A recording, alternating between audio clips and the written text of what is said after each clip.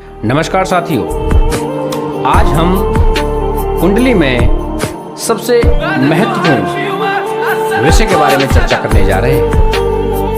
और वह विषय क्या है? वह विषय है कि हमारे प्रारब्ध के कारण हमारे जीवन में जो दुख, जो दर्द, जो पीड़ा हमारे जीवन में आती है,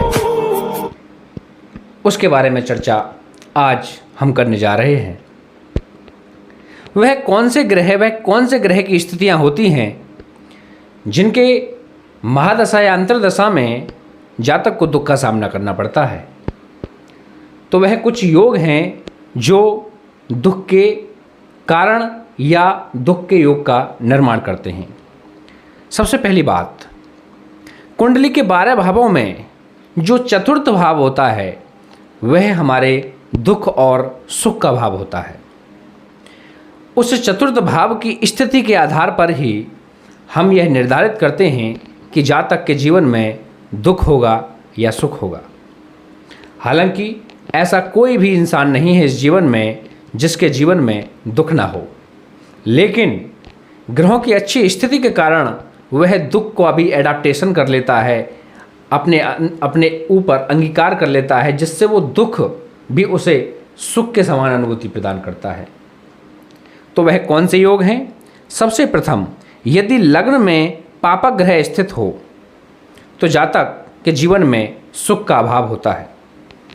यदि चतुर्थ स्थान में पापक ग्रह हों, पापक ग्रह से मतलब शनि, सूर्य, मंगल और कृष्ण पक्ष का चंद्रमा, और इसके साथ साथ गुरु अल्पबली हों तो जातक के जीवन में दुख होता है।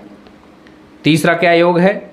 यदि चतुर्थेश यानी चतुर्थ भाव में जो राशि होती है उसका राशि अधिपति पापक ग्रह से युत हो तो धनी व्यक्ति भी अपने जीवन में दुख का अनुभव प्राप्त करता है।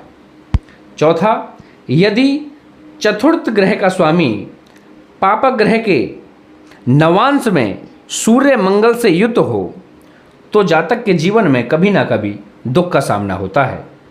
पांचवा, यदि सूर्य मंगल नीच या पापक ग्रह की राशि में होकर के चतुर्थ में स्थित हों तो जातक के जीवन में सुख का अभाव होता है।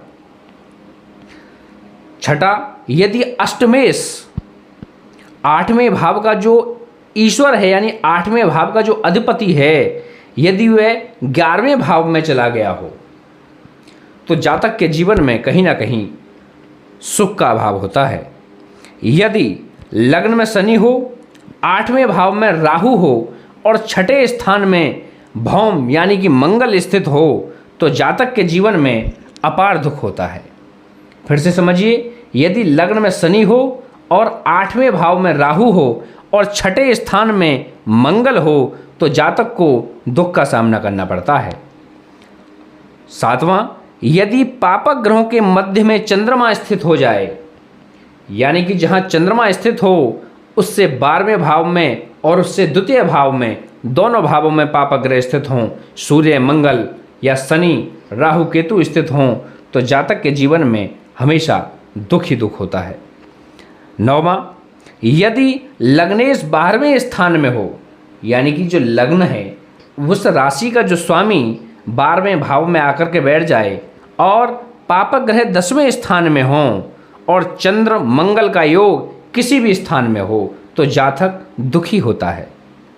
यदि लग्नेश 12वें स्थान में हो, 10वें स्थान में पापक ग्रह हो और किसी भी भाव में चंद्र मंगल की युति बन रही हो तो जातक के जीवन में कहीं ना कहीं दुख होता है। तो यह इसी प्रकार से मैंने लगभग संपूर्ण जो दुख के योग थे इसके बारे में चर्चा करी, और आप इनको अपने कुंडली में जाकर के देखेंगे।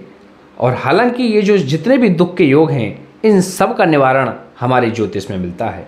ज्योतिष केवल इस प्रकार की भविष्यवाणी नहीं है जो केवल तुम्हारे दुखों को, तुम्हारे उस नेगेटिव तथ्यों को ही उजागर करे, बल्कि ज्योतिष एक प्रकार की चिकित्सीय किताब है, जो ग्रहों की चिकित्सीय किताब है, जिसके द्वारा जो अनिष्ट करने वाले ग्रह हैं उनका उपचार करके, उनको सही दिशा प्रदान करके या जातक की मनोभावों से उन ग्रहों को वह उनके जो गुण हैं उनको आत्मसात करवा के हम इन दुख योगों को कम नहीं बल्कि पूरी तरह से समाप्त कर सकते हैं। नमस्कार।